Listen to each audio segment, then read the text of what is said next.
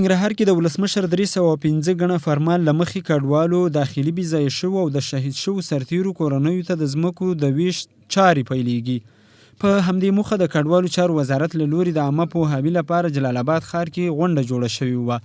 د غونډې پر مهال د کډوالو چارو وزارت د داخلي بې ځایه شوو او راستنېدونکو کډوالو د برخې رئیس رحمت الله حکیمي وویل چې د ولسمشر 305 ګڼه فرمان له مخې د شهید شوو سرتیرو د کورنیو غړو ترڅنګ هر بې ځایه شوي او له کډوالۍ راستون شوي هیوادوال ته د هغوی د خوښې په ولایت کې د نمرې حق ورکوي. حکیمي وایي سربیره هغه هیوادوالو ته هم د کور اسناد ورکول کیږي چې 15 کلونو څخه زیاته موده یې په کمپ کې تیره کړې وي.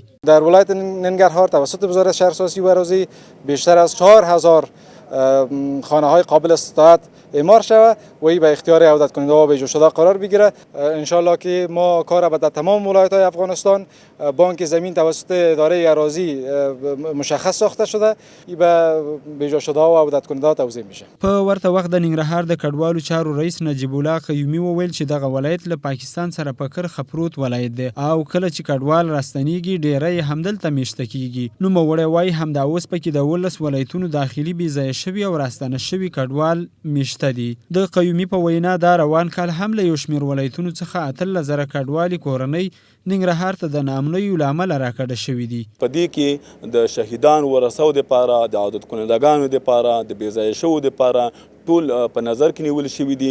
دې ولایتي مراحل طی شوي دي چې حق اولیت ننګرهار ته، کابل ته او هرات ته ورکول شوی دی.